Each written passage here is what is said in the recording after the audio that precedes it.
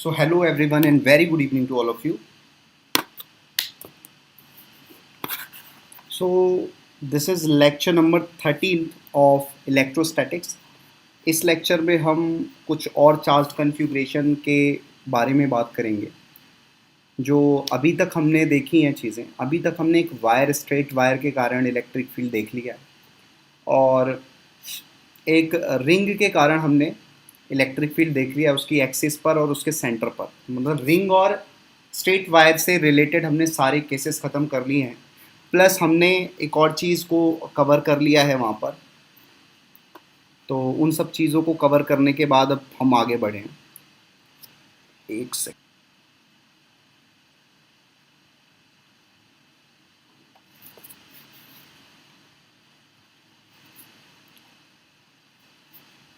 सबसे पहले तो ये बता दो कि आपने शेयर वाला काम ख़त्म कर दिया है। मतलब इस लेक्चर को अपने व्हाट्सएप ग्रुप, जो भी तुम्हारा ग्रुप है, जो तुम्हारा व्हाट्सएप है, वहाँ पर शेयर करना होता है। सबसे पहले ये लेक्चर को आपको शेयर करना ही होगा, जिससे बाकी लोगों को पता चलता रहे क्या चल रहा है।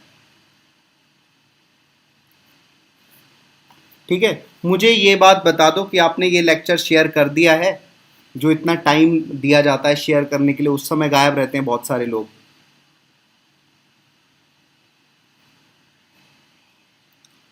तब हम जाके स्टार्ट करेंगे लेक्चर। पहले मुझे आप कंफर्मेशन दो कि आपने ये लेक्चर शेयर कर दिया है। ठीक है, आपने ये लेक्चर शेयर कर दिया, फिर हम आगे आगे बढ़ते हैं, फिर स्टार्ट करते हैं अपने इस लेक्चर को। यार शेयर करने में ज़रूर मेहनत किया करो। मैं इतनी मेहनत कर रहा हूँ तुम्हारे लिए, तुम शेयर कर दिया करो बस। एक तुम अपना व्हाट्सएप का स्टेटस एक बार लगा दिया करो इसे। व्हाट्सएप के ग्रुप, जो भी तुम्हारा फ्रेंड सर्कल है, वहाँ पर जाके शेयर कर दो। जो भी तुम्हारे पास चीज़ें हैं वहाँ पर, जो भी प्लेटफॉर्म है वहाँ पर जाके इसको शेयर कर सकते हो 2-3 मिनट के अंदर। ठीक है, तो ये मेहनत फैलती चली जाएगी मेरी। चलो तो स्टार्ट करते हैं फिर इस लेक्चर को। तो आज पढ़ेंगे हम electric field due to a charge disc. Last lecture में हमने electric field due to charge ring पढ़ा था। चलो बहुत बढ़िया, अगर शेयर कर दिया है तो। जिन्होंने नहीं किया है वो कर दिया करें, ये मुझे हेल्प करेगा मोटिवेट रखने में। ठीक है, देखो ध्यान से। आज हम एक नया टॉपिक स्टार्ट करेंगे, that is electric field due to charged disc. Disc के कारण इलेक्ट्रिक फील्ड देखेंगे हम। लास्ट लेक्चर में हमने रिंग तक देख लिया था इलेक्ट्रिक फील्ड। देखो ध्यान से, यहाँ पर हमने एक एक डिस्क कंसीडर की है। We had considered a disc. एक डिस्क कंसीडर किया है जिसका रेडियस आर है। ये रिंग नहीं है, ठीक है, ये डिस्क है। इसका रेडियस आर है और ये इसकी एक्सिस बना रखी है। ठीक है, इसकी एक्सिस है। यहाँ पर एक एक्स डिस्टेंस आगे जाके हमने एक पॉइंट पी कंसीडर कर लिया।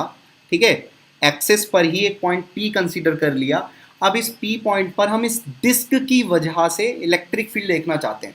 ठीक है भाई, डिस्क क्या है? चार्ज्ड डिस्क है। चार्ज्ड डिस्क है, उसका चार्ज डेंसिटी क्या है? That is sigma, positive charge density है। वापस से एक डिस्क है हमारे पास, वो डिस्क चार्ज्ड है। तो चार्ज्ड डिस्क के कारण एक्सिस पर एक पॉइंट पी ले लिया गया।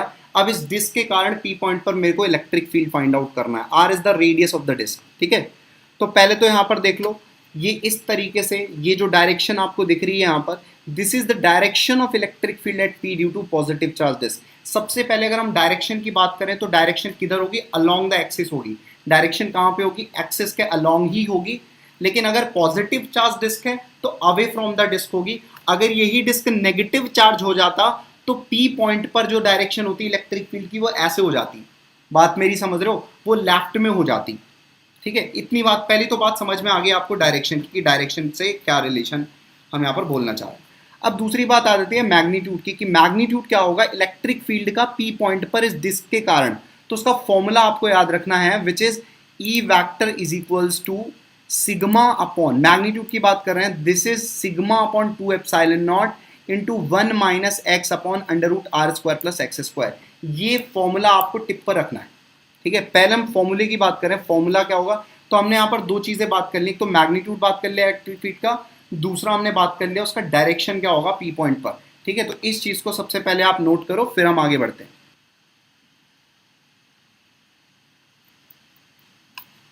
चलो ये भी बना लिया होगा आपने, फिर अब आगे बढ़ते हैं।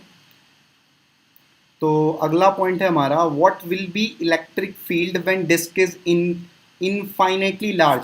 अब देखो यही सेम डिस्क को इनफाइनाइटली लार्ज बना देते हैं और फिर इलेक्ट्रिक फील्ड के साथ क्या होगा ये सारी चीजें हम देखेंगे यहाँ पर।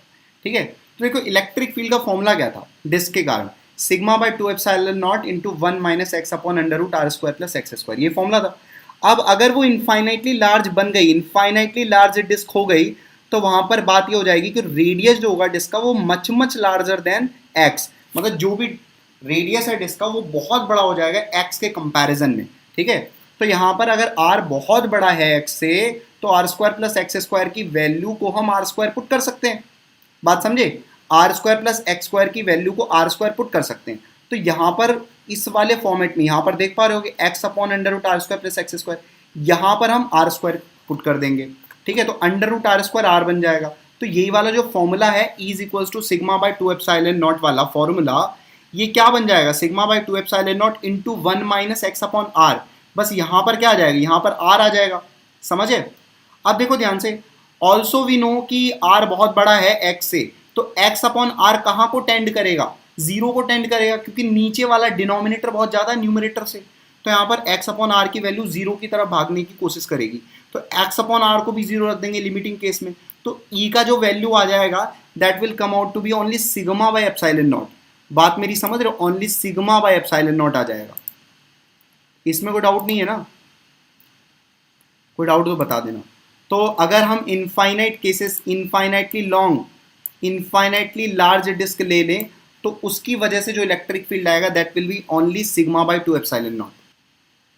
चलो ठीक है, अब ध्यान दो, ये जो फॉर्मूला आया हमारा E is equals to sigma by 2 epsilon naught, ये इनफाइनाइटली लार्ज डिस्क के लिए आया है। यहाँ पर नोट करने वाली बात ये है कि ये जो फॉर्म है, ये जो E का फॉर्मूला आया है, it is independent of x, मतलब इस फॉर्मूले में कहीं पर भी एक्स नहीं दिख रहा है। इसका मतलब क्या हुआ कि E का जो वैल्यू है वो तो हर पॉइंट के लिए एक ही होगा, क्योंकि E बराबर सिग्मा बाय 2 एप्सिलॉन। अगर लार्ज डिस्क होगी तो पॉइंट कहीं पर भी लाई करे ये मैटर नहीं करेगा, सभी पॉइंट पर इलेक्ट्रिक फील्ड का वैल्यू होगा सिग्मा बटा 2 एप्सिलॉन नॉट। तो इलेक्ट्रिक फील्ड क्या होगा भाई, इलेक्ट्रिक फील्ड यूनिफॉर्म होगा सभी पॉइंट्स के लिए, electric field is uniform for all points. तो यहाँ पर ये नोट करने वाली बात है कि अगर लार्ज डिस्क आ गई तो उसकी वजह से कोई भी पॉइंट ले लो, सब पॉइंट पर इलेक्ट्रिक फील्ड की वैल्यू होगी सिग्मा बाय 2 एप्सिलॉन नॉट। ठीक है, इनफाइनाइटली लार्ज डिस्क के लिए ये नोट पॉइंट भी लिख लेंगे, दिस इज वेरी इंपॉर्टेंट। ठीक है, तो यहाँ पे 2 पॉइंट निकल के आ गए। एक तो डिस्क के कारण फॉर्मूला क्या होगा हमारा, कोई भी जनरल डिस्क के कारण sigma by 2 epsilon naught into 1 minus X upon under root R square plus X square. दूसरी बात ये, अगर वो इनफाइनाइटली लार्ज डिस्टेंस हो, लार्ज डिस्क हो जाए तो उसकी वजह से इलेक्ट्रिक फील्ड आ जाएगा सिग्मा बाय 2 एप्सिलॉन नॉट। ठीक है, और ये यूनिफॉर्म होगा, मतलब सेम होगा एवरी पॉइंट्स के लिए। ठीक है, चलो आई होप ये पॉइंट आपको समझ में आ गया होगा, और फटाक से आप लिख भी लो ये वाला पॉइंट की नोट करके लिख लेना, इंडिपेंडेंट ऑफ एक्स, इसका मतलब है electric field is uniform, uniform electric field होगा प्रत्येक पॉइंट्स पर। ठीक है, तो चलो मैं इसको ऊपर कर दे रहा हूँ, अब हो गया होगा। चलो लिख लेना है ना। तो अब नेक्स्ट सेटिंग है हमारी electric field due to infinite large thin sheet.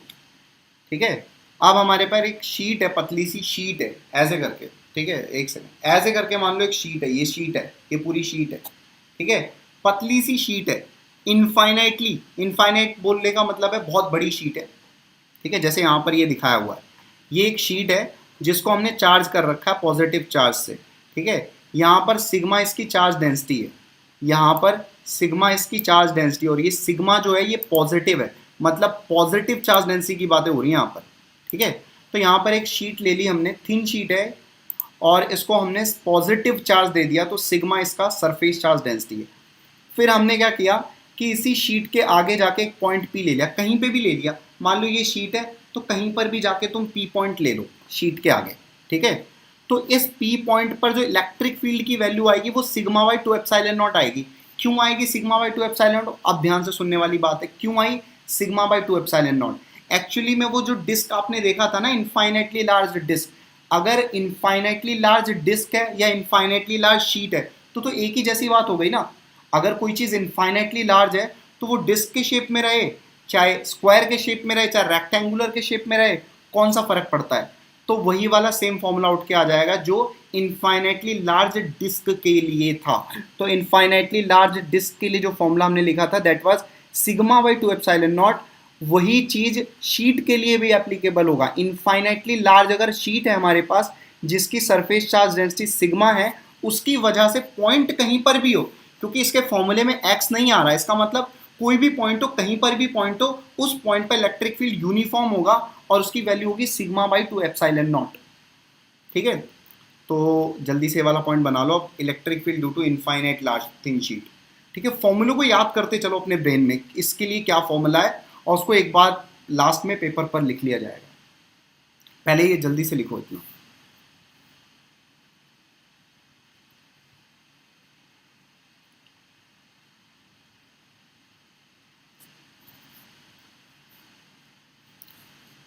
ठीक है, बहुत जल्दी से लिखो, ये इनफाइनाइट थिन शीट की वजह से कितना इलेक्ट्रिक फील्ड होता है, यूनिफॉर्म होता है सिग्मा बाई 2 एप्सिलॉन नॉट। यहाँ पे डायरेक्शन दिखाई गई है, डायरेक्शन इधर है। ठीक है, बात कर लेते हैं, अभी तुम लिख लो।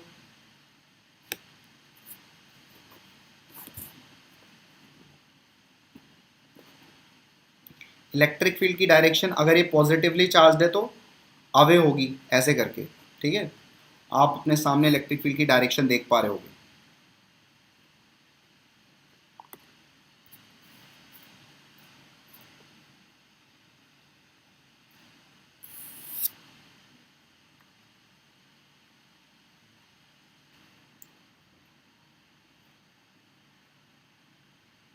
चलो लिख लिया होगा ये। ठीक है, अब देखो डायरेक्शन की बात करें तो वापस से वही जो डिस्क के लिए था वैसा ही डायरेक्शन एप्लीकेबल है। अगर पॉजिटिव चार्ज है तो इस प्रकार से अवे होगा, लेकिन अगर ये नेगेटिवली चार्ज होता तो इधर होता।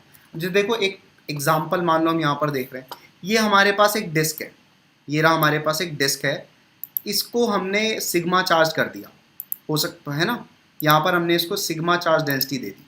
अब देखो A point, B point, C point, तीन पॉइंट हमने कंसीडर कर लिए। अब A point, B point, C point पर अगर हम इलेक्ट्रिक फील्ड की बात करें इस डिस्क के कारण, तो वो बराबर होगा। तो ई ए, ई बी, ई सी बराबर होगा, क्योंकि यहाँ पर पॉइंट कहीं पे भी लाई करे उससे फर्क नहीं पड़ता, इलेक्ट्रिक फील्ड डिस्क शीट के कारण यूनिफॉर्म होगा। तो ई ए, ई बी, ई सी बराबर होगा, और किसके बराबर होगा, सिग्मा बाई 2 एप्सिलॉन नॉट के बराबर होगा। ठीक है, तो ये वाला भी एक पॉइंट लिख लेंगे अब।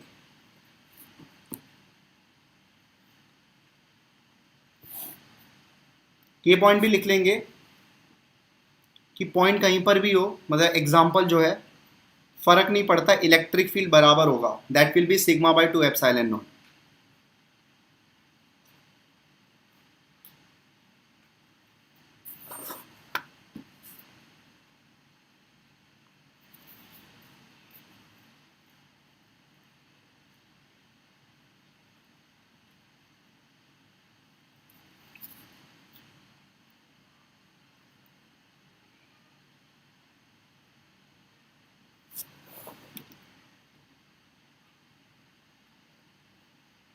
चलो अब ध्यान दो, जैसे अगर हम यहाँ पर बात करें, यहाँ पर ये जो क्वेश्चन है हमारा, अब यहाँ पर एक्चुअली में एक शीट ली गई सिग्मा चार्ज डेंसिटी की, और दो पॉइंट कंसीडर कर लिए, जो आप देख पा रहे होंगे, एक पॉइंट ए, एक पॉइंट बी।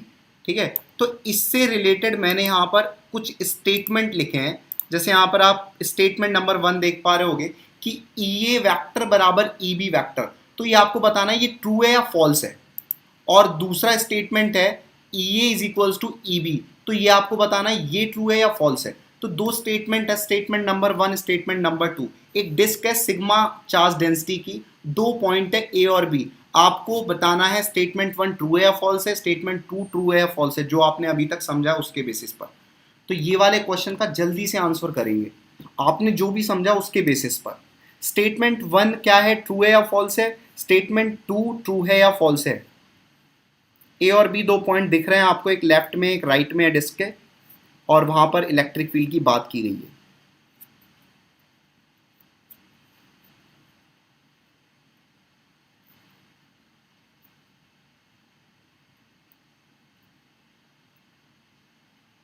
चलो भी जल्दी से बता दो अब, इतनी चीजें तो तुम समझ गए हो डिस्क के कारण।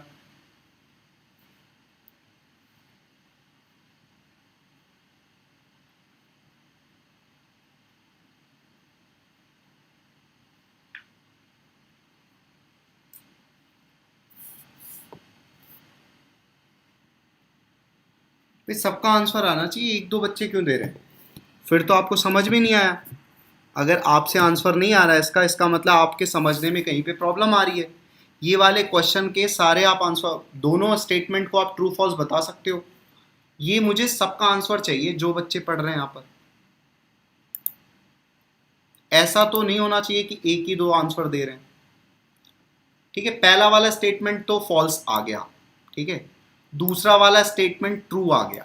अब देखो ध्यान से, जिसको अभी तक ये समझ ही नहीं आया कि कैसे होगा, तो समझने वाली ये बात है कि ए पॉइंट और बी पॉइंट पर अगर हम बात करें तो इलेक्ट्रिक फील्ड का मैग्नीट्यूड तो सेम होगा, लेकिन ए पॉइंट पर डायरेक्शन इधर होगी, बी पॉइंट पर डायरेक्शन इधर होगी। तो वेक्टर वाइज तो दोनों बराबर नहीं होंगे क्योंकि डायरेक्शन सेम नहीं होगी, लेकिन अगर मैग्नीट्यूड वाइज बोले तो मैग्नीट्यूड वाइज दोनों ही बराबर हो जाएंगे, क्योंकि मैग्नीट्यूड तो सेम आएगा, ये हम ऑलरेडी देख चुके हैं।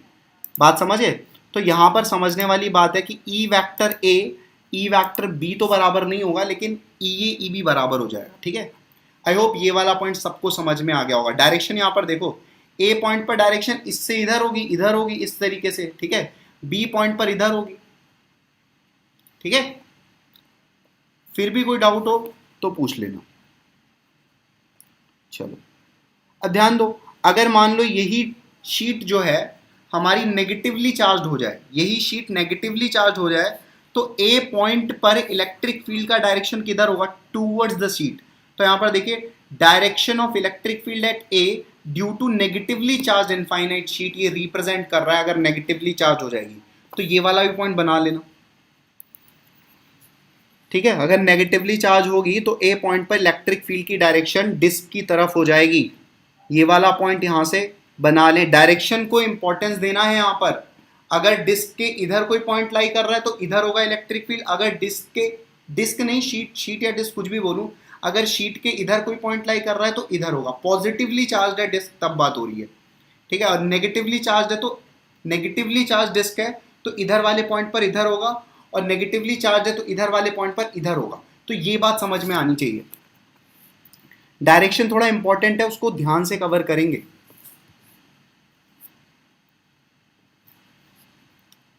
ठीक है, तो बहुत जल्दी से बना लो और फिर आगे बढ़े भाई, फटाफट बनाओ फिर आगे बढ़ते हैं। डायरेक्शन इंपॉर्टेंट है, डायरेक्शन याद रखो, फॉर्मूला तो वैसे भी याद हो जाएगा, is equals to sigma by 2 epsilon naught, और उसको बार बार लिखते रहोगे, बार बार रिकॉल करते रहोगे, रिवाइज करते रहोगे तो अपने आप याद हो जाएगा। फॉर्मूले याद करने में कोई दिक्कत नहीं है, लेकिन डायरेक्शन अच्छे से पता होना चाहिए किसकी वजह से किधर है।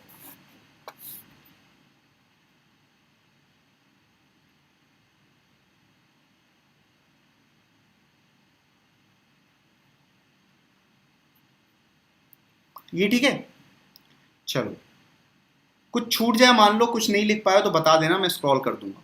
अब ध्यान दो, एक नोट पॉइंट ले लेते हैं हम। Direction of electric field due to positively charge infinite sheet is perpendicular away from it. ये देखो यहाँ पर पॉजिटिवली चार्ज डिस्क है तो परपेंडिकुलरली है, इस डिस्क के परपेंडिकुलर है लेकिन अवे फ्रॉम इट है। लेकिन अगर वही नेगेटिवली चार्ज डिस्क हो जाएगी तो इलेक्ट्रिक फील्ड की डायरेक्शन परपेंडिकुलर रहेगी लेकिन टूवर्ड्स इट रहेगी।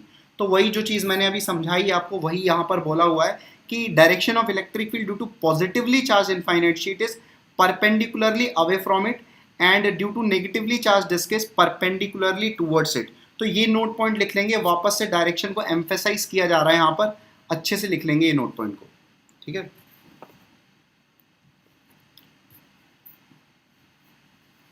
ये वाला नोट पॉइंट लिख लेंगे यहाँ पे।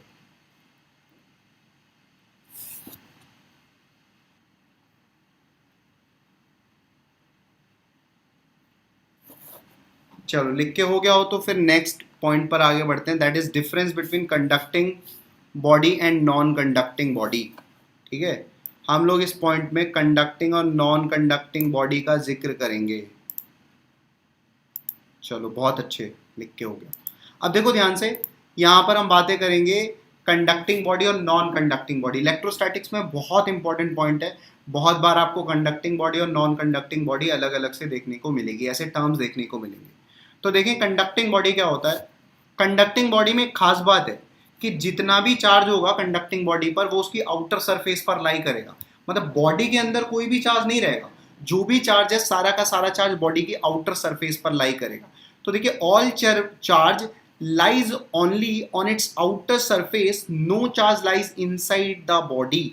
देखिए यहां पर एक कंडक्टिंग सॉलिड स्फीयर का एग्जांपल लिया गया है, तो जितना भी चार्ज है वो उसकी आउटर बाहरी सतह पर लाई कर रहा है, बॉडी के अंदर कोई चार्ज नहीं रहेगा। बॉडी की इनर सरफेस पर यहां पर देखिए देख नहीं पा रहे चार्ज है, तो सरफेस पर बॉडी के चार्ज रहेगा, बॉडी के इनसाइड चार्ज नहीं रहेगा, बॉडी के बल्क में चार्ज नहीं रहेगा, उसकी सरफेस पर।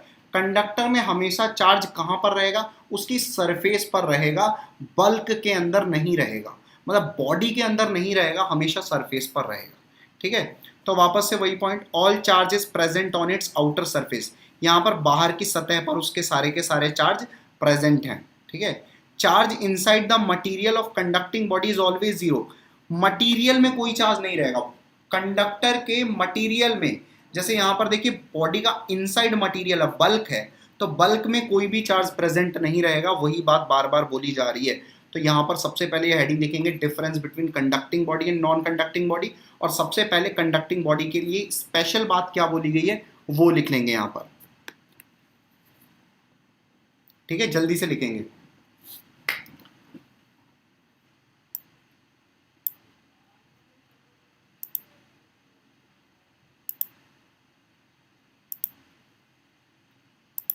चलो, आई होप लिख लिया होगा सबने, नहीं लिखा होगा तो बता देना। ठीक है, सबसे पहले जिसका हो जाए करे वो बता दिया करे, उतनी देर में मैं आगे बढ़ जाऊंगा, तो बाकी सब लिख लेंगे, क्योंकि 10-15 सेकंड का टाइम लैग रहता ही है, कोई दिक्कत वाली बात नहीं है।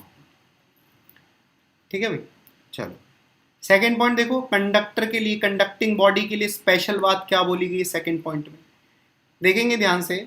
Charge on the surface of conductor is distributed according to radius of curvature of surface. मतलब कहने का ये है कि मान लीजिए यहाँ पर आपको एक कंडक्टर दिखाया गया है, ये एक कंडक्टर है, तो सारा का सारा चार्ज तो इसके आउटर सरफेस पर लाई करेगा, ये तो पहला पॉइंट हो गया।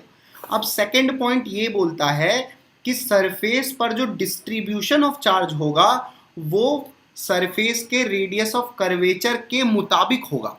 जैसे जहां पर रेडियस ऑफ कर्वेचर छोटा होगा, जहां पर बॉडी पतला होगा, जहां पर बॉडी के एजेस शार्प होंगे, वहां पर चार्ज डेंसिटी ज्यादा होगा। जैसे यहां से देखो, ए साइड से वो पतला है, ए साइड से पतला और बी साइड से ये मोटा है। ठीक, बात समझ गए? मतलब बी पर अगर बात करें हम, तो चार्ज जो रेडियस ऑफ कर्वेचर है बी पॉइंट के आजू बाजू का वो बड़ा है, ए पॉइंट के आजू बाजू का जो रेडियस ऑफ कर्वेचर है वो छोटा है। तो जहां पर रेडियस ऑफ कर्वेचर छोटा होगा वहां पर ज्यादा घने चार्जेस होंगे। तो यहाँ पर ए का रेडियस ऑफ कर्वेचर छोटा है, इसलिए पॉजिटिव चार्ज देखिए यहाँ पे बहुत करीब करीब है, लेकिन बी पॉइंट पर आप देख पा रहे होंगे चार्जेस बहुत दूर दूर हैं। तो ए और बी की अगर हम बात करें, चार्ज डेंसिटी कहाँ पर ज़्यादा होगी, तो ए पॉइंट पर चार्ज डेंसिटी ज़्यादा होगी, सिग्मा ए बड़ा होगा सिग्मा बी से, क्योंकि रेडियस ऑफ कर्वेचर ए का छोटा है बी से। ठीक है, आई होप आपको सेकेंड पॉइंट समझ में आ गया होगा कि डिस्ट्रीब्यूशन ऑफ चार्ज कंडक्टर की सरफेस पर कैसे होता है। ठीक है, तो सेकंड पॉइंट लिखना स्टार्ट करेंगे। जहां पर रेडियस ऑफ कर्वेचर छोटा होगा वहां पर चार्जेस बहुत पास पास होंगे, मतलब वहां पर चार्ज डेंसिटी बहुत ज़्यादा होगी, और अगर कहीं रेडियस ऑफ कर्वेचर बड़ा है तो वहां पर चार्जेस बहुत दूर दूर होंगे और डेंसिटी ऑफ चार्ज कम होगी। ठीक है, तो वही चीज़ लिखी है कि चार्ज डेंसिटी जो होगी वो इनवर्सली प्रोपोर्शनल होगी रेडियस ऑफ कर्वेचर। ये सारी बातें हम आगे भी करेंगे, कंडक्टर का स्पेशली लेक्चर होगा जिसमें हम कंडक्टर की सारी प्रॉपर्टीज़ को डिस्कस करेंगे। लेकिन अभी के लिए जो बेसिक बातें आपको जाननी चाहिए, जिनका हम यूज़ करेंगे अभी आज 1-2 लेक्चर में, जो भी आने वाले लेक्चर्स होंगे, तो उनमें हम इन पॉइंट्स का यूज़ करेंगे, इसलिए ये पॉइंट्स पहले पढ़ा दिए गए हैं। लेकिन आपको कंडक्टर एक स्पेशली 1-2 लेक्चर का टॉपिक पढ़ाया जाएगा। ठीक है, चलो ये वाला पॉइंट लिख लेना। 2 पॉइंट तो अभी याद कर लेना कि कंडक्टर की सरफेस पर ही सारा का सारा चार्ज होता है। दूसरा पॉइंट है कि चार्ज का डिस्ट्रीब्यूशन वहां पर ज़्यादा होगा जहां पर रेडियस ऑफ कर्वेचर कम होगा। ठीक है, ये वाला पॉइंट आपको क्लियर, मतलब याद रखना। देखेंगे आपको सामने हिंदी में भी लिख दिया है मैंने, जो कि अच्छे से दिमाग में बिठा लें इस चीज़ को। जहां, दिस इज नॉट हाँ, लेट मी एक सेकेंड, देखो क्या लिखा है, हिंदी में भी लिख दिया है इसीलिए इस चीज़ को कि इसको अपने दिमाग में अच्छे से बिठा लेना, ठीक है। जहाँ रेडियस ऑफ कर्वेचर कम होता है वहाँ चार्ज डेंसिटी ज़्यादा होती है, ठीक है। So this is very important point, ठीक है। इस चीज़ को ध्यान में रखेंगे, ये इंपॉर्टेंट पॉइंट है, इससे रिलेटेड क्वेश्चंस भी आ जाएंगे, ठीक है। तो अगर मैं बात करूं दो, मान लो सिग्मा 1/σ2 का रेशियो क्या हो जाएगा, R2/R1, जहाँ पे ज़रूरत पड़ेगी, जैसे मान लो अभी कभी क्वेश्चन आ गया कि सिग्मा और आर का रिलेशन पूछ लिया कुछ, तो सिग्मा 1/σ2 क्या हो जाएगा, R2/R1, ठीक है, क्योंकि inversely proportional radius of curvature के, इसलिए ऐसा हो जाएगा। चलो अब ध्यान देंगे नेक्स्ट वाले पॉइंट में, अगर यहाँ तक लिख लिया आपने, सबने लिख लिया है, तो अब नेक्स्ट पॉइंट पे आ जाते हैं हम। नॉन कंडक्टिंग बॉडी के लिए क्या बातें बोल सकते हैं। देखो चार्ज में लाई एवरीवेयर, वहां पर चार्ज बॉडी के अंदर भी हो सकता है, बल्क में भी हो सकता है, उसकी सरफेस पर भी हो सकता है, कहीं पर भी हो सकता है, ऐसा रेस्ट्रिक्शन नहीं है कि सारा का सारा चार्ज उसकी सरफेस पर ही लाई करेगा, तो this is not restricted. So charge में लाई एवरीवेयर इनसाइड द बॉडी और on the surface of body और बोथ, ठीक है।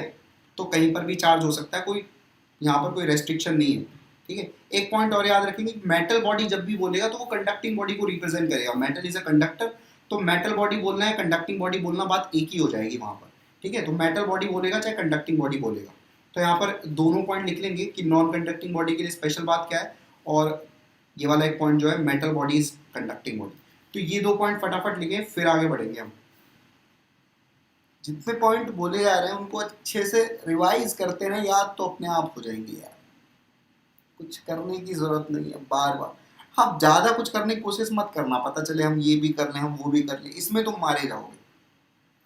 अगर तुम्हारे दिमाग में आ गया हम 10 किताब लगा लें, हम 10 किताब पढ़ लें, तो ये सब बकवास की बातें, ये सब प्रैक्टिकल है नहीं, ऐसा हो नहीं पाएगा। तुमको अभी लगता है ये बहुत डिफिकल्ट सा है, तो ऐसा हो नहीं पाएगा, और सारी बुक्स में एक जैसा लिखा होता है, सब जगह एक जैसे क्वेश्चंस होते हैं, तो बहुत घबराने की जरूरत नहीं, ठीक है। चलो ये जल्दी से लिख लो फिर आगे बढ़े।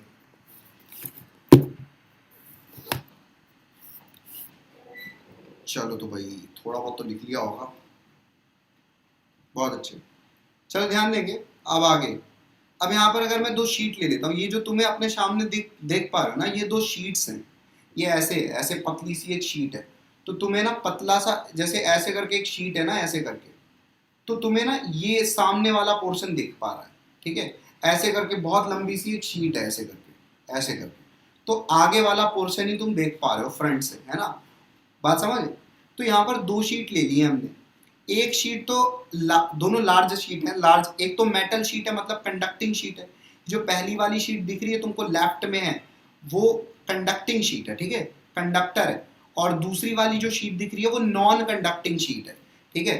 तो पहली वाली शीट पर जो चार्जेस लाई करेंगे वो उसकी सरफेस, इस वाली सरफेस पर और इस वाली सरफेस पर लाई कर देंगे, ऐसे करके शीट है, इमेजिन करो, ऐसे करके एक बहुत बड़ी शीट है यूं करके, है ना। तो तुम्हें ये वाला सेक्शन दिख रहा है सिर्फ, इसलिए वहां पर वो ऐसे दिख रहा है। अब इस सरफेस पर भी चार्ज है इसके, और इस सरफेस पर भी चार्ज है, तो दोनों सरफेस पर चार्ज लाई करेंगे अगर वो कंडक्टिंग है, पहली लेफ्ट वाली देखो, है ना। तो यहाँ पर देखो दोनों सरफेस पर चार्ज लाई करेंगे, बात समझ, आउटर सरफेस पर। लेकिन अगर ये नॉन कंडक्टिंग शीट होती तो बॉडी के यहाँ पर ऐसे बल्क के अंदर चार्ज लाई कर जाते, जो चार्ज का डिस्ट्रीब्यूशन होता है नॉन कंडक्टिंग शीट में, इनफाइनाइट शीट में, वो ऐसे होता है, ये ध्यान रखना। और कंडक्टिंग में कुछ ऐसे होता है, दो सरफेस पर चार्ज लाई करते हैं, दोनों पर टोटल चार्ज क्यू है, तो यहाँ पर क्यू तो बल्क के अंदर ऐसे रहेंगे, लेकिन कंडक्टिंग वाले में जो क्यू चार्ज है वो एक आधे चार्ज तो इस पर डिस्ट्रीब्यूट हो जाएंगे एक सरफेस पर, और आधे चार्ज दूसरी सरफेस पर डिस्ट्रीब्यूट हो जाएंगे, ठीक है। अब देखो हमने इन दोनों का क्या किया, अभी कंपैरिजन किया है, क्या कंपैरिजन किया है, पहला देखो, पहला तो लार्ज मेटल शीट है, कंडक्टिंग शीट है, दूसरी लार्ज नॉन कंडक्टिंग शीट है, ठीक है। तो पहली वाली शीट में जो कंडक्टिंग है उसमें बोला है charge lies only on it's outer surface, outer surface पर लाई कर गया। दूसरी वाली जो नॉन कंडक्टिंग शीट है उसमें charge lies in the bulk, bulk में आ गया, ठीक है। और आगे अगर बढ़े हम, तो charge lies on to surface, conducting वाले में दो सरफेस पर चार्ज लाई कर रहे हैं, लेफ्ट और राइट सरफेस पर, ठीक है। दूसरी वाली शीट की बात करें, charge lies only on one surface, भाई पतली शीट है ना, तो पतली शीट बोलने का मतलब क्या है, बल्क भी तो एक सरफेस जैसा बिहेव करेगा, बहुत पतला है ये तो, बहुत पतला है, तो इसमें इसका मतलब क्या है कि नॉन कंडक्टिंग वाले में तो एक ही सरफेस पर चार्ज लाई कर रहा है, लेकिन कंडक्टिंग वाले में दो सरफेस पर चार्ज लाई कर रहा है, यहाँ पर बीच में तो कुछ नहीं है ना, भले पतला हो, बीच में तो कुछ नहीं है ना, समझे? तो यहाँ पर दो सरफेस अलग से आप डिस्टिंग्यूश कर पाओगे कंडक्टिंग वाले में, लेकिन नॉन कंडक्टिंग में तो आपको एक ही सरफेस देखने को मिलेगी, दो सरफेस आप डिस्टिंग्यूश ही नहीं कर पाओगे। बात समझ रहे हो? चलो तो ध्यान दो, अगर हमें लिखना हो कि भाई कंडक्टिंग वाली शीट का जो सिग्मा होगा, सरफेस चार्ज डेंसिटी होगी, वो कैसे लिखेंगे? तो total charge upon total area. तो कंडक्टिंग में क्यू चार्ज हमने टोटल दिया है, लेकिन वो डिस्ट्रीब्यूटेड कितने एरिया पर है? 2 एरिया पर। ये वाला जो एरिया है ना, ये ए है, तो ये वाला एरिया ए हो गया और ये वाला एरिया हो गया कंडक्टिंग में, दो एरिया ये ए हो गए, तो 2a एरिया पर डिस्ट्रीब्यूटेड है ना कंडक्टिंग में, तो यहाँ पर सिग्मा कंडक्टिंग हो जाएगा Q बटा 2a। लेकिन नॉन कंडक्टिंग में तो एक ही एरिया मानेंगे इसको, ठीक है, तो उसको हम लिखेंगे Q बटा a। नॉन कंडक्टिंग वाले में सिग्मा Q बटा a लिखा जाएगा और कंडक्टिंग वाले में सिग्मा Q बटा 2a लिया जाएगा, ठीक है। अब यहाँ पर देखो, इसी से रिलेटेड एक नोट पॉइंट है। क्या नोट पॉइंट है, देख लेते हैं। फॉर सेम चार्ज के लिए and same area of infinite conducting and non conducting sheet, मतलब दो शीट है हमारे पास, एक तो इनफाइनाइट कंडक्टिंग शीट है और एक इनफाइनाइट नॉन कंडक्टिंग शीट है, दोनों पर चार्ज बराबर है, दोनों का सरफेस एरिया बराबर है, ठीक है। तो जो सिग्मा नॉन कंडक्टिंग का होगा ना, वो 2 टाइम्स होगा सिग्मा कंडक्टिंग के। देख पा रहे हो यहाँ पर, नॉन कंडक्टिंग वाला जो सिग्मा है वो डबल है सिग्मा कंडक्टिंग के, तो सिग्मा नॉन कंडक्टिंग बराबर होगा 2 टाइम्स ऑफ सिग्मा कंडक्टिंग। कब? जब चार्ज सेम होगा और एरिया सेम होगा कंडक्टिंग और नॉन कंडक्टिंग शीट का, तब, ठीक है। तो काफी कुछ बोल दिया, चलो अब छापना चालू करो। यहाँ से पहले दोनों फिगर बना लो, उसके बाद चीजें लिखना स्टार्ट करो।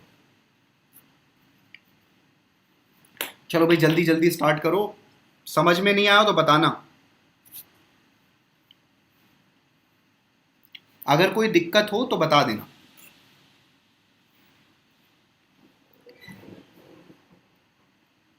कहीं पे कोई पॉइंट में डाउट हो, कोई पॉइंट अच्छे से नहीं समझ में आया तो उसको बता देना, फिर वो क्लियर कर दूंगा मैं।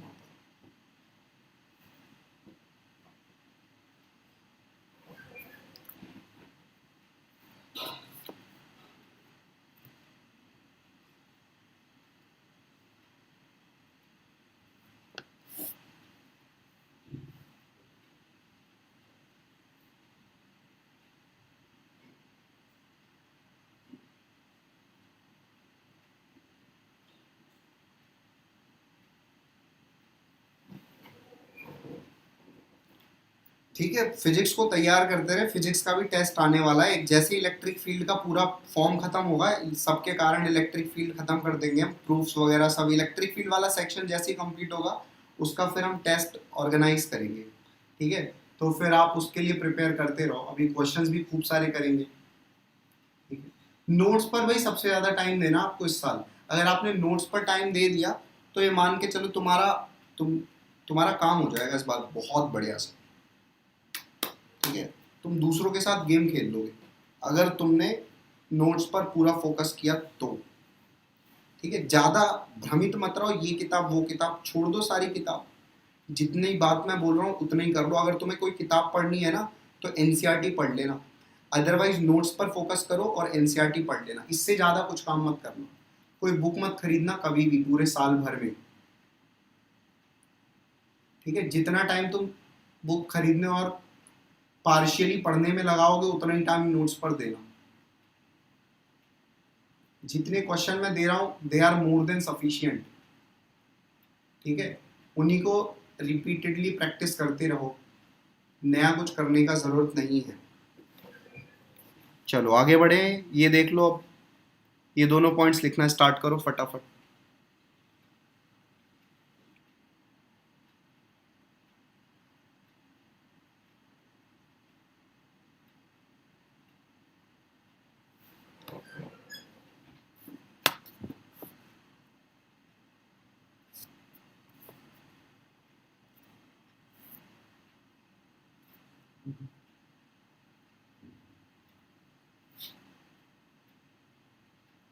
ओके चलो अब ध्यान दो, next heading is electric field due to non conducting solid sphere, ठीक है। अब हमारे पास नॉन कंडक्टिंग सॉलिड स्फीयर है, ठीक है। तो क्योंकि नॉन कंडक्टिंग है तो चार्जेस तो बल्क में रहेंगे, है ना, चार्जेस तो हर जगह रहेंगे। तो यहाँ पर Q charges, total charges Q हैं जो कि इस तरीके से कुछ डिस्ट्रीब्यूटेड है, ठीक है। नॉन कंडक्टिंग सॉलिड स्फीयर की वजह से इलेक्ट्रिक फील्ड देखना चाहते हैं हम, ठीक है। तो यहाँ पर एक स्फीयर दिख गया आपको, उसका चार्ज डिस्ट्रीब्यूशन दिख गया। अब यहाँ पर एक P पॉइंट ले लेते हैं, consider a P point at a distance x from O। O इसका सेंटर है, ये रहा इसका सेंटर है। सेंटर से x डिस्टेंस पर जाके एक P पॉइंट ले लेते हैं। P पॉइंट पर हमको इलेक्ट्रिक फील्ड फाइंड आउट करना है, ठीक है। तो P पॉइंट कंसीडर कर रहे हैं O पॉइंट से, O पॉइंट ये रहा, O पॉइंट से आगे x डिस्टेंस जाके हम एक P पॉइंट कंसीडर कर रहे हैं, ठीक है। यहाँ पर एक चीज है rho, rho is charge density of solid sphere, ठीक है भाई। रो क्या है? चार्ज डेंसिटी है सॉलिड स्फीयर की, ठीक। एक सेकंड रुक जाओ।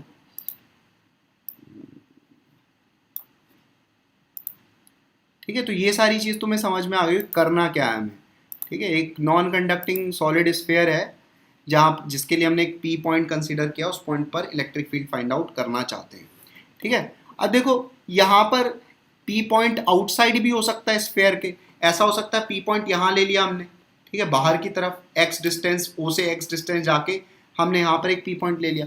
तो अगर पी पॉइंट आपने आउटसाइड लिया है, मतलब एक्स की वैल्यू रेडियस से बड़ी है, आर इसका रेडियस है, ये जो कैपिटल आर दिख रहा है, कैपिटल आर स्फीयर का रेडियस है, तो रेडियस से बड़ा एक्स है अगर, तो इलेक्ट्रिक फील्ड आउटसाइड कितना होगा? दैट विल बी के क्यू अपॉन एक्स स्क्वायर।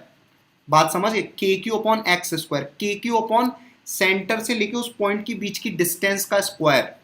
बात मेरी समझ गए? डायरेक्शन कैसे होगी अभी बात करेंगे, अभी बस मैग्नीट्यूड की बात करते हैं। मान लो आपने वो पॉइंट इसी स्फीयर के सरफेस पर ले लिया, इसी पी पॉइंट को उसके सरफेस पर ले लिया, तो सरफेस पर इलेक्ट्रिक फील्ड की वैल्यू क्या हो जाएगी? के क्यू अपॉन रेडियस का स्क्वायर। क्यू जो है वो टोटल चार्ज है स्फीयर के पास, ठीक है। अगर मान लो वो पॉइंट आपने इनसाइड ले लिया, ठीक है, इनसाइड ले लिया, एक्स की वैल्यू रेडियस से छोटी हो गई, अंदर आ गए, तो इलेक्ट्रिक फील्ड की वैल्यू इनसाइड होगी K Q into X upon are cube. X क्या है? ओ और पी के बीच की डिस्टेंस, या आप इसको ऐसे भी लिख सकते हो rho x upon 3 epsilon naught. Rho की वैल्यू क्या होगी? Total charge upon total volume, Q upon 4/3 pi R cube. तो रो की वैल्यू अगर आप रखोगे तो आपको यही मिलेगा, k Q x upon are cube. तो दोनों फॉर्मेट में याद कर लेना, k Q x upon are cube भी और rho x upon 3 epsilon naught भी। तो तीन फॉर्मूले जनरेट होते हैं यहाँ पर solid sphere, non conducting charge, uniformly charge solid sphere के लिए। आउटसाइड के q upon x square, on the surface k q by r square, inside k Q x upon are cube. X क्या है? ओ और पी के बीच की distance, ठीक है। चलो इसको लिख लो फटाफट। अब मैग्नीट्यूड की बात की अभी तक हमने इलेक्ट्रिक फील्ड के,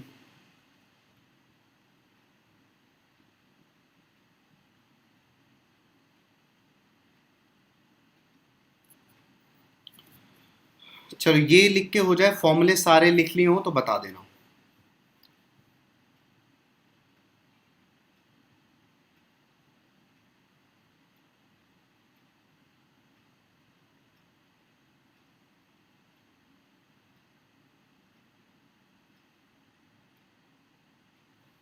सारे फॉर्मूले लिख के हो जाएं तो बता देना, फिर हम आगे बढ़ेंगे, डायरेक्शन की बातें करेंगे, कैसे कैसे डायरेक्शन देखेंगे, ठीक है। स्फीयर के कारण पी पॉइंट पर इलेक्ट्रिक फील्ड की डायरेक्शन देखेंगे इसके बाद।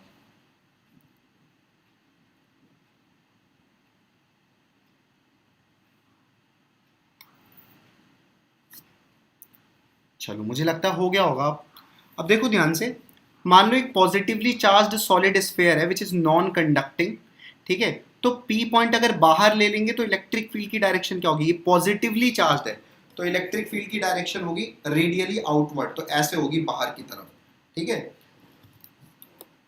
बात समझ देख पा रहे हो कि आप? ऐसे होगी बाहर की तरफ। चलो मैग्नीट्यूड तो आपको पता ही, के क्यू बाई एक्स स्क्वायर, अगर एक्स आगे है, ठीक है, ये एक्स की। चलो अब ध्यान दो, अगर ये मान लो पॉइंट सरफेस पर आ गया, पी पॉइंट हमने सरफेस पर ले लिया, तो इलेक्ट्रिक फील्ड की डायरेक्शन क्या हो जाएगी? के q upon capital R square. बात समझे? डायरेक्शन ऐसी ही होगी रेडियली आउटवर्ड। अब ध्यान दो, पी पॉइंट अगर हमने अंदर ले लिया तो भी डायरेक्शन क्या है? रेडियली आउटवर्ड, सब जगह रेडियली आउटवर्ड है। और मैग्नीट्यूड क्या होगा? K Q x upon are cube. R क्या है? Radius of sphere. तो सारे फॉर्मूलों को वापस से इस फॉर्मेट में भी लिख लेंगे, ठीक है, स्फीयर बना के डायरेक्शन वाइज। तो ऐसे बना के डायरेक्शन वाइज स्फीयर बना के वापस से इन्हीं फॉर्मूलों के लिख लेंगे। ठीक है, एक बार और फॉर्मूले आपके दिमाग में जाएंगे, तो जल्दी से लिखें।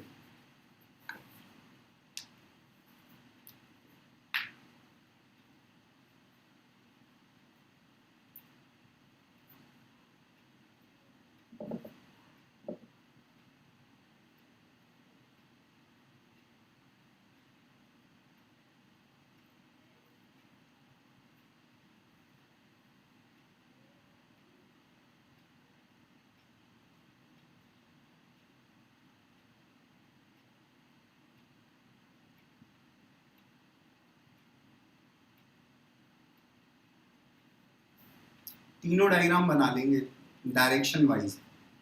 पॉजिटिव चार्ज मान के चलना है, मतलब नॉर्मली हम पॉजिटिव ही चार्ज, अगर मैंने कुछ बोला भी नहीं है तो भी हम पॉजिटिव चार्ज कंसीडर करके चलेंगे। तो जो भी पॉजिटिव चार्ज के लिए डायरेक्शन आ रही है, अगर वो नेगेटिव चार्ज हो गया तो बस डायरेक्शन ऑपोजिट हो जाएगी हर केस में, हर प्रकार के इलेक्ट्रिक फील्ड में, चाहे स्फीयर की वजह से हो, चाहे सिलेंडर की वजह से हो, चाहे डिस्क की वजह से हो, चाहे वायर की वजह से हो, कैसे भी वजह से हो। तो हमने पॉजिटिव चार्ज के लिए पढ़ाई कर रखी है, अगर वही चीज़ नेगेटिव चार्ज के लिए आती है तो आप डायरेक्शन पलट देंगे। ठीक है,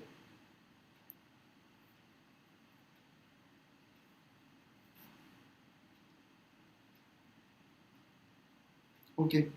next point is electric field due to conducting solid sphere. तो अभी तक हमने नॉन कंडक्टिंग सॉलिड स्फीयर की वजह से इलेक्ट्रिक फील्ड पढ़ा था।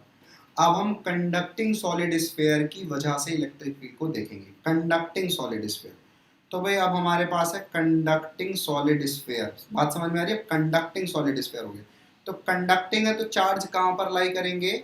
आउटर सरफेस पर। तो आउटर सरफेस पर हमने चार्ज बना दिए, आर इसका रेडियस ले लिया स्फीयर का। अब एक पॉइंट पी कंसीडर करेंगे, consider a point P at distance x from the centre of the sphere. Sphere के सेंटर से एक्स डिस्टेंस पर जाके एक पॉइंट पी ले लिया हमने। तो वो पॉइंट पी आउटसाइड भी हो सकता है, इनसाइड भी हो सकता है, सरफेस पर भी हो सकता है। अगर मान लीजिए पी पॉइंट आउटसाइड है तो इलेक्ट्रिक फील्ड आउटसाइड क्या हो जाएगा? के क्यू बटा एक्स स्क्वायर। एक्स क्या है? Distance between centre and point P. यहाँ पर x की वैल्यू r से बड़ी होगी, मतलब p पॉइंट बाहर लाई कर रहा है। ठीक है, तो आउटसाइड पर इलेक्ट्रिक फील्ड की वैल्यू होगी K q by x square. ये सब आया कैसे बाद में देखेंगे, इसका प्रूफ सब हम बाद में पढ़ लेंगे, अभी जरूरत नहीं है हमें, अभी सिर्फ हम फॉर्मूलों को देखेंगे, क्वेश्चंस करना सीखेंगे। अगर मान लो वही पॉइंट p सरफेस पर ले लिया, मतलब x की वैल्यू r के बराबर हो गई, सरफेस पर आ गया, तो फिर उस केस में जो फॉर्मूला होगा इलेक्ट्रिक फील्ड का वो के क्यू बाई आर स्क्वायर है। अच्छा, ये कौन सा इलेक्ट्रिक फील्ड है? स्फीयर के कारण पी पॉइंट पर, पी पॉइंट पर इलेक्ट्रिक फील्ड देख रहे हैं हम। ठीक है, तो सरफेस पर अगर हम इलेक्ट्रिक फील्ड की वैल्यू देखें तो वो आ जाएगी के q upon capital R square. Capital R क्या है? रेडियस है स्फीयर का। अगर वही पॉइंट पी इनसाइड ले रहे हैं तो उस पी पॉइंट पर इलेक्ट्रिक फील्ड की वैल्यू जीरो हो जाएगी। अगर एक्स की वैल्यू आर से छोटी होगी तो जीरो हो जाएगी। तो याद रखेंगे, कंडक्टिंग सॉलिड स्फीयर में अंदर कोई भी पॉइंट पर इलेक्ट्रिक फील्ड देखना चाहते हो तो आंसर जीरो आएगा। अंदर हमेशा ही जीरो होता है। कंडक्टिंग सॉलिड स्फीयर में अंदर के पॉइंट पर इलेक्ट्रिक फील्ड हमेशा ही जीरो होता है। बाहर के क्यू बटा एक्स स्क्वायर होता है, सरफेस पर के क्यू बटा आर स्क्वायर होता है। क्यू क्या है? टोटल चार्ज ऑन स्फीयर है। ठीक है, ये भी पॉइंट जल्दी से लिखना स्टार्ट करें।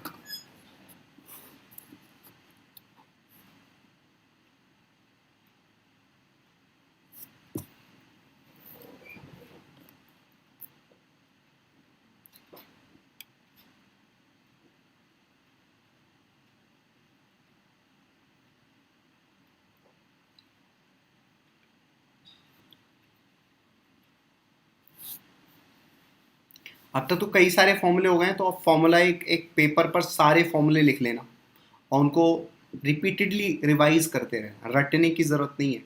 बार बार पढ़ोगे याद तो अपने आप हो जाएगा। फिर अभी तो हम क्वेश्चंस भी बहुत सारे करेंगे इनके ऊपर, तो भी याद हो जाएगा। ठीक है, तुम्हें कोई भी चीज़ रटनी नहीं है, चाहे वो फिजिक्स हो, चाहे केमिस्ट्री हो, चाहे बायोलॉजी हो। बार बार पढ़ोगे याद तो अपने आप हो जाएगा, उसको बार बार पढ़ने की कोशिश करना है। और टेंशन नहीं लेनी है, भूल जाए भले। एक बार पढ़ा आपने, भूल गया, कोई बात नहीं, फिर दोबारा पढ़ेंगे हम। फिर 3 बार में भूल गया, फिर पढ़ेंगे। तो कंटिन्यूसली सेम चीज़ें रिपीट करेंगे। ठीक है, तो अपने आप दिमाग में बैठ जाएगा और बहुत दिन के लिए बैठ जाएगा। आप कोई आज याद करते हो तो वो हो सकता है 2-3 दिन के लिए रहे, दिमाग में रहे। फिर 3 दिन बाद फिर रिवाइज कर लोगे, फिर अगले 10 दिन के लिए रह जाएगा वो। 10 दिन बाद फिर रिवाइज कर लोगे, 1 महीने के लिए रह जाएगा।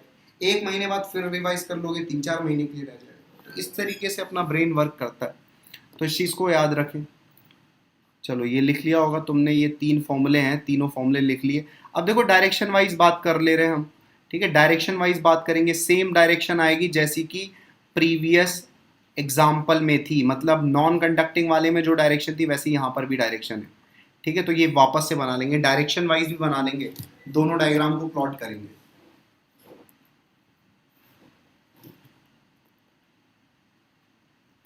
ठीक है, फटाफट डायग्राम बना लो।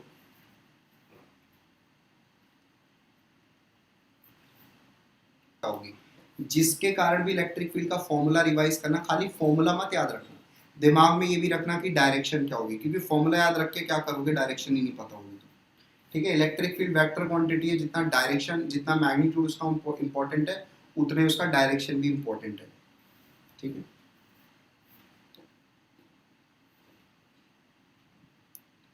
तीनों डायग्राम बनाओ।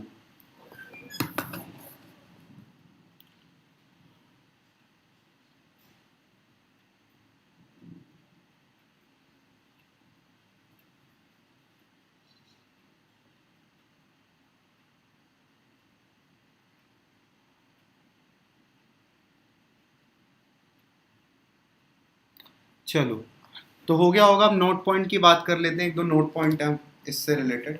पहला नोट पॉइंट ये है कि if charge on sphere is negative, sphere पर अगर चार्ज नेगेटिव है तो direction will be opposite. Direction किसका, डायरेक्शन इलेक्ट्रिक फील्ड का, तो यहाँ लिख लेना डायरेक्शन ऑफ इलेक्ट्रिक फील्ड। यहाँ पे खाली डायरेक्शन लिखा है, तो किसके डायरेक्शन की बात हो रही है, इलेक्ट्रिक फील्ड की। अगर स्फीयर पर चार्ज नेगेटिव हो जाएगा, direction will be opposite but magnitude will be same, will be as it is in case of positive charge. तो जैसा पॉजिटिव चार्ज में इलेक्ट्रिक फील्ड था, मैग्नीट्यूड था, वैसा ही रहेगा, लेकिन डायरेक्शन ऑपोजिट हो जाएगी। सेकेंड पॉइंट है कि electric field pattern will be same for solid conducting, hollow conducting and hollow non conducting. हमने देखो सॉलिड कंडक्टिंग के लिए पढ़ लिया ना इलेक्ट्रिक फील्ड, तो वैसा ही हॉलो कंडक्टिंग के लिए भी होगा, और वैसा ही सेम फॉर्मूला, सेम सब कुछ हॉलो नॉन कंडक्टिंग के लिए भी होगा। जैसा सॉलिड कंडक्टिंग के लिए था वैसे ही हॉलो कंडक्टिंग स्फीयर, वैसे ही हॉलो नॉन कंडक्टिंग, इन तीनों के लिए इलेक्ट्रिक फील्ड एक जैसा होगा। तो हमने सॉलिड कंडक्टिंग पढ़ लिया, इसका मतलब तीनों पढ़ लिए, बात समझ। तो तीनों के लिए इलेक्ट्रिक फील्ड एक जैसा होगा। चलो ये 2 पॉइंट आपको समझ में आ गए होंगे, बहुत जल्दी से लिख लिया इन दोनों पॉइंट।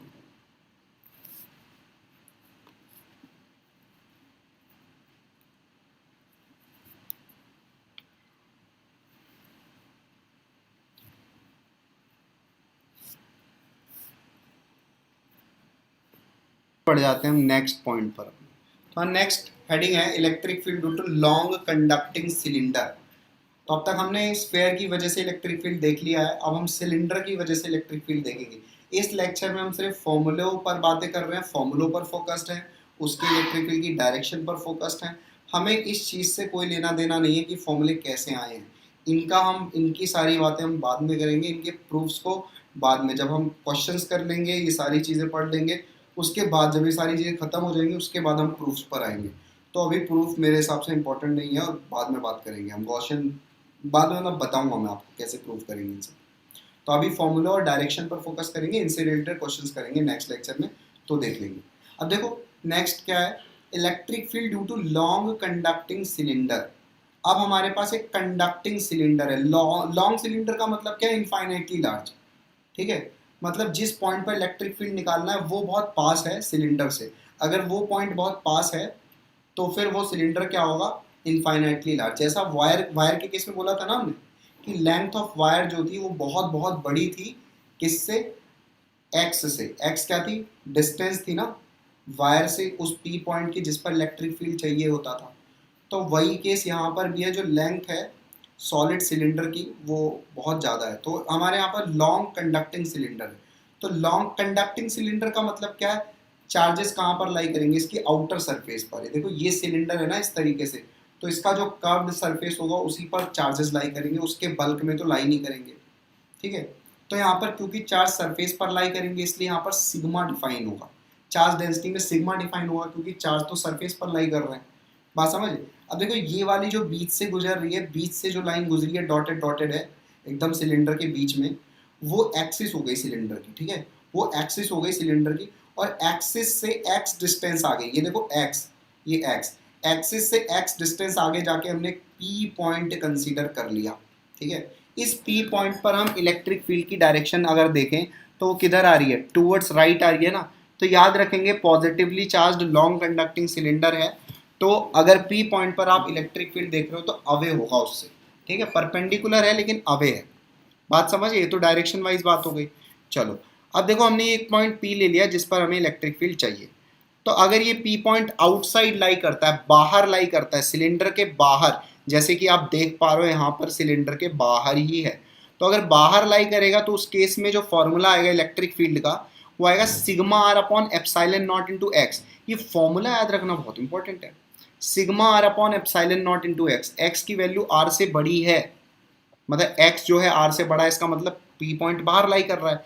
अगर p पॉइंट सरफेस पर लाई कर गया, मतलब यहां पर लाई कर गया, ये पॉइंट जहां पर मैं कर्सर कर रहा हूं, हाँ देखो यहां पर अगर p पॉइंट लाई कर गया तो फिर x की वैल्यू r के बराबर हो जाएगी, है ना। एक्सिस से p पॉइंट की डिस्टेंस क्या हो जाएगी, r क्या है, ये वाला रेडियस है, ये वाला रेडियस, ठीक है, जो इसका सर्कुलर पार्ट है सिलेंडर का, उस सर्कुलर सेक्शन का रेडियस है। तो यहाँ पर x की वैल्यू अगर r रखोगे तो ये तो कट ही जाएगा ना, r अपॉन आर, ये वाला पार्ट, ये है ना, r अपॉन एक्स है ना, तो x की वैल्यू r रखोगे तो ये कट जाएगा। तो फिर सरफेस पर इलेक्ट्रिक फील्ड की वैल्यू आ जाएगी सिग्मा बाय एप्सिलॉन नॉट। और अगर अंदर बात करो, अंदर, तो अंदर कितना इलेक्ट्रिक फील्ड आएगा, जीरो।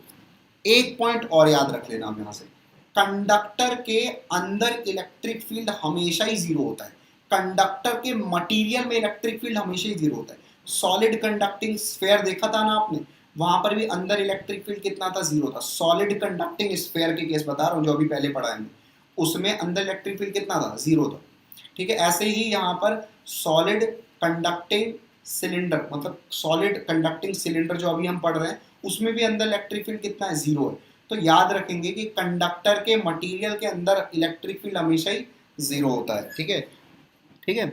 एक्स क्या हो जाएगा, छोटा हो जाएगा आर से, क्योंकि ये पॉइंट अंदर लाई कर रहा है।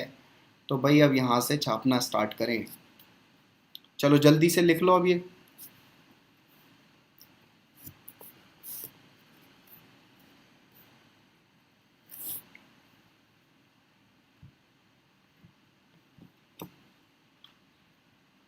नेक्स्ट लेक्चर में, मतलब कल कल हम एक नया चैप्टर स्टार्ट करेंगे केमिस्ट्री में, और है वो चैप्टर है केमिकल काइनेटिक्स। तो केमिकल काइनेटिक्स एक बहुत इंपॉर्टेंट चैप्टर है, ठीक है, तो बने रहेंगे। अब फिर से एक चैप्टर स्टार्ट होगा।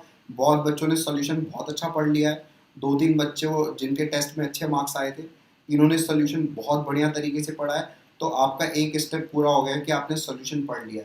सेकेंड स्टेप आपका है कि इसको रिवाइज करते रहना है टाइम टाइम पर, तो फिर आप बने रहोगे इस चैप्टर में, नहीं तो आपने जो मेहनत की वो बेकार हो जाएगी कुछ दिन में। तो टाइम टाइम पर 7 दिन, 6 दिन, 5 दिन, 8 दिन, 10 दिन, जो भी आपका शेड्यूल हो, उसके हिसाब से आप इसको रिवीजन मोड पर लेके आया करो चैप्टर्स को, ठीक है। रिवीजन मोड में आपको क्या करना है, नोट्स पढ़ते रहना है, नोट्स पढ़ते रहना है, ठीक है। बहुत बच्चों ने बहुत बढ़िया परफॉर्मेंस दिया है अभी इनिशियल स्टेज में क्लास 11th में, ठीक है। पहले 2 बच्चों की बात मैं कर रहा हूँ, उन्होंने बहुत बढ़िया मेहनत की, उन्हें बहुत अच्छे से कवर किया सोल्यूशन को। ऐसे ही मैं आपसे ये एक्सपेक्टेशन करता हूँ 12th के प्रत्येक चैप्टर पर आप फोकस करेंगे। ऐसे ही आप मोटिवेटेड रहेंगे और फोकस्ड रहेंगे तो जल्दी से 12th खत्म भी हो जाएगी, है ना। दिन तो बहुत जल्दी गुजरते हैं,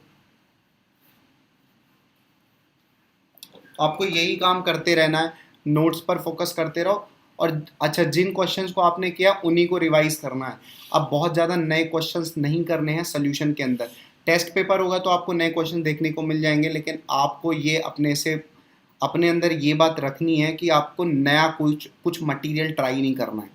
नया मटेरियल अब ट्राई नहीं करना है, जितना कर लिया उतना रिवाइज करना है, इतना ही बहुत है, ठीक है। चलो इसके बाद ये लिखना स्टार्ट करो।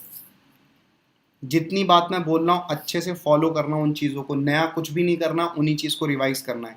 ज़्यादा से ज़्यादा आप करना चाहते हो तो एनसीईआरटी पढ़ सकते हो, अगर वो भी नहीं करना चाहते कोई बात नहीं, मत पढ़ो एनसीईआरटी, कोई ज़रूरत नहीं, ठीक है। अगर आपको इच्छा है कि आप कुछ और करना चाहते हो, आपके पास बहुत सारा टाइम है, तो आप वो कर सकते हो। बट मेरी मानो तो 11th के चैप्टर्स रिवाइज करो उतने टाइम में जितने में तुम सोल्यूशन को दोगे। सोल्यूशन से 1-2 क्वेश्चन आएगा, वो तुम कर लोगे, नोट से रिलेटेड ही आएगा, इससे ज़्यादा नहीं आएगा। जितने चैप्टर खत्म हो रहे हैं उनको नोट से बार बार रिवाइज करते रहो, पुराना रिवाइज करो, ठीक है, 11th के चैप्टर से रिवाइज कर लो टाइम लगा के।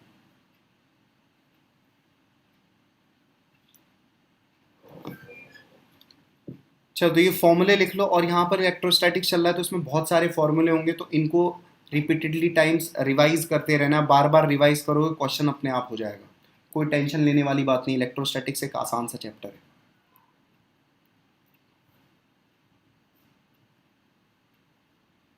और ओवर प्रैक्टिस नहीं करनी है इलेक्ट्रोस्टैटिक्स में, बहुत ज़्यादा प्रैक्टिस करने की ज़रूरत नहीं है इलेक्ट्रोस्टैटिक्स में, ठीक है। उतना क्वेश्चन नहीं आता इलेक्ट्रोस्टैटिक्स में, उतने मैं करा दे रहा हूँ क्वेश्चन, उतने काफ़ी हैं। बाकी मैं एक क्वेश्चन का सेट आपको भेजूंगा तो उससे कर लेना questions, easy easy moderate level सब रहेंगे उसके अंदर।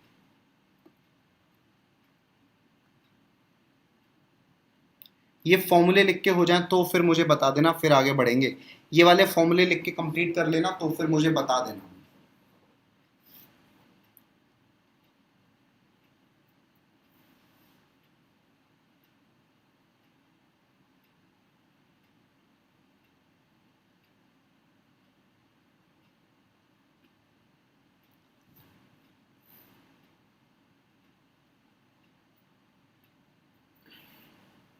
ऐसे ही फिजिक्स में करते रहें जैसा आपने सोल्यूशन में किया। सोल्यूशन में जितने बच्चों ने भी टेस्ट दिया था उनमें मोस्टली सभी बच्चों ने बढ़िया परफॉर्मेंस दी है। थोड़ा सा और उठने की कोशिश करें जिनके मार्क्स कम आए हैं, लेकिन जिन्होंने दिया है सब बहुत बढ़िया, एक्सपेक्टेड जो था वैसे ही आपने परफॉर्म किया है।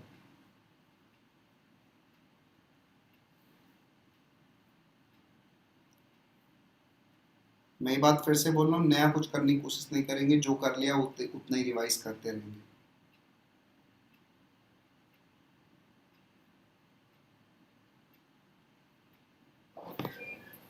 बहुत अच्छे। चलो next is electric field due to a non conducting long cylinder. अच्छा जो भी सिलेंडर है वो लॉन्ग सिलेंडर है, हम जो पढ़ रहे हैं सिलेंडर वो long cylinder, infinitely large cylinder. जैसे वायर होता था ना, इनफाइनाइटली लॉन्ग बोलने का मतलब ये नहीं है कि लेंथ इनफाइनाइट है, लेंथ बहुत बड़ी है एक्स के कंपैरिजन में। जो पी पॉइंट है ना एक्स डिस्टेंस पर ले रहे हैं, वो एक्स के कंपैरिजन में सिलेंडर की लंबाई बहुत ज़्यादा है, ये मतलब है, ठीक है। आपकी non conducting long solid cylinder, तो नॉन कंडक्टिंग इसका मतलब चार्ज बल्क में लाई कर जाएंगे, तो आप देख पा रहे हो कि चार्ज पूरी वॉल्यूम में लाई कर रहे हैं, ठीक है। तो अब इसके लिए हम रो डिफाइन करेंगे, वॉल्यूम चार्ज डेंसिटी डिफाइन करेंगे, ठीक है। एक्स डिस्टेंस पर जाके हमने पी पॉइंट कंसीडर कर लिया, इस पी पॉइंट पर हम इलेक्ट्रिक फील्ड निकालना चाहते हैं, ठीक है। अगर ये पी पॉइंट बाहर लाई कर रहा है ई आउटसाइड, तो वो आ जाएगा rho r square upon 2 epsilon naught into x, ठीक है। ये फॉर्मूला याद रखना है, इसमें कुछ समझने वाली बात ही नहीं है, ठीक है। क्या है कैसे वो तो मैं बता दे रहा हूँ। बाहर की तरफ इलेक्ट्रिक फील्ड कितना होगा, rho r upon 2 epsilon naught into x. Rho क्या है, वॉल्यूम चार्ज डेंसिटी, ठीक है। एक्स बड़ा है आर से, मतलब बाहर पॉइंट लाई कर रहा है, एक्स की वैल्यू बहुत मतलब बड़ी है आर से। सरफेस पर अगर ये पी पॉइंट यहाँ लाई करता है, यहाँ पर लाई करता है, तो भाई क्या हो जाएगा, तो रो आर अपॉन 2 एप्सिलॉन नॉट हो जाएगा, ई का वैल्यू एक्स बराबर आर हो गया। इनसाइड कितना हो जाएगा, rho x upon 2 epsilon naught, inside क्या हो जाएगा, rho x upon 2 epsilon naught, ठीक है। बहुत जल्दी से लिखेंगे ये भी, लॉन्ग सॉलिड सिलेंडर की वैसे इलेक्ट्रिक फील्ड।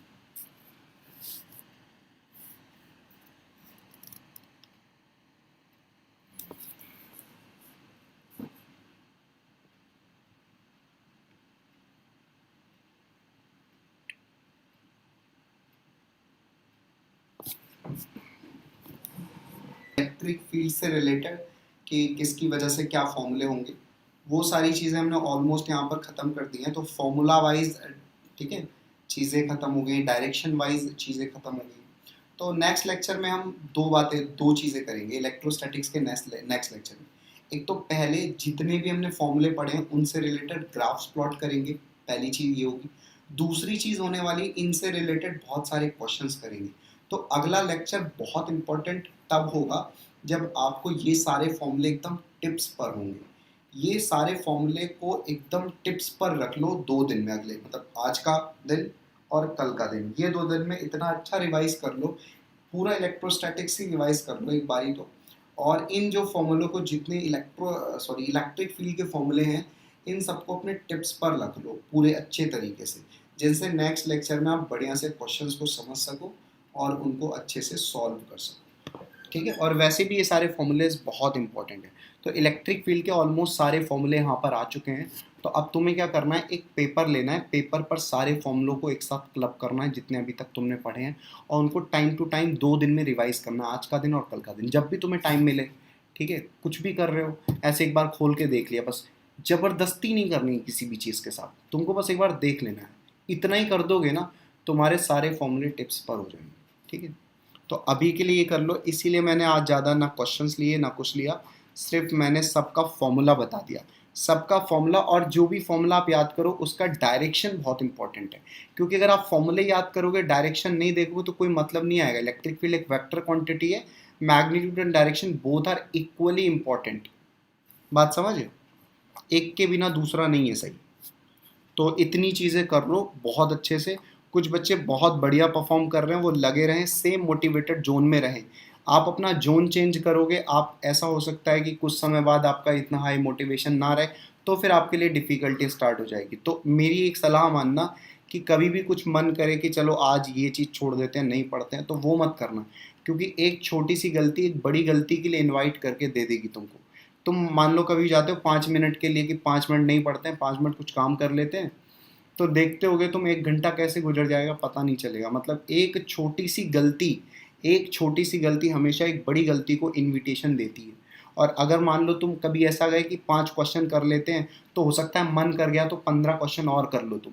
तो एक छोटी सी अच्छाई एक बड़ी अच्छाई को इन्विटेशन देती है, ठीक है। तो इस चीज़ को याद रखना, कभी भी जो भी एक बड़ी गलती होगी छोटी गलती से स्टार्ट होगी। तो इस चीज़ को ध्यान में रखेंगे और मेहनत से पढ़ते रहें, ठीक है। क्वेश्चंस वगैरह सब मैं भेजता रहूँ, तुम्हें उसकी चिंता करने की ज़रूरत नहीं है। नोट्स पर फोकस करना है, जो मटेरियल मैं दूंगा तुम्हें वो करना है, और सारी दिमाग से टेंशन निकाल दो। सारे नोट्स पर फोकस करोगे जो तुम बना रहे हो, प्लस जो भी मटेरियल मैं दूंगा, जितने क्वेश्चन दूंगा they are more than sufficient. वो सोचने का काम मेरा है, वो सोचने का काम तुम्हारा नहीं है। तुम्हारा काम क्या है, जो मैं तुम्हें वर्क दूं उसको तुम काम टाइम पर कंप्लीट करो, उस काम को टाइम पर कंप्लीट कर दो, बस ये तुम्हारे दिमाग में चलना चाहिए। इतना चल गया ना, तुम्हारे हर एक चैप्टर इतने अच्छे से प्रिपेयर हो जाएंगे, इतने अच्छे से प्रिपेयर हो जाएंगे कि कोई भी क्वेश्चन, कैसा भी क्वेश्चन आए, तुम उसको सॉल्व करने के लिए हमेशा तैयार। ऐसा नहीं होगा कि दिमाग में कुछ आएगा ही नहीं कि कैसे सॉल्व करें, क्या होगा, ठीक है। और मोस्ट ऑफ देम तुम उसको क्रैक भी कर दोगे, मोस्ट ऑफ देम क्वेश्चंस को। तो इसी तरीके से करना है, और वापस से ज़्यादा करने के पीछे नहीं भागना है। चाहे तुम्हें अच्छा आ गया हो, सोल्यूशन बहुत अच्छा आ गया हो, कोई बात नहीं।